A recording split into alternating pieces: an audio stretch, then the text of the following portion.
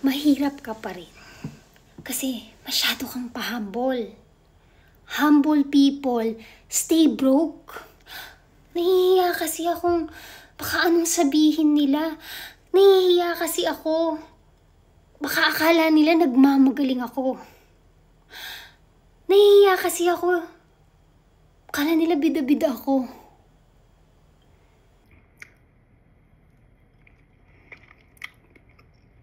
Gusto mo palang magpaka-humble.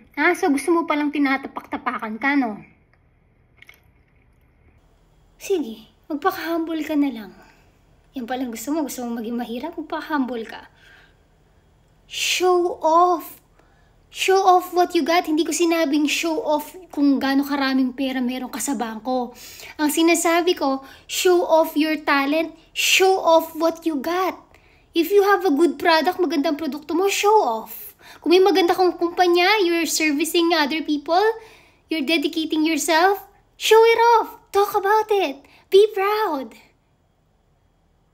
And that's what's gonna get you out sa kahirapan na to.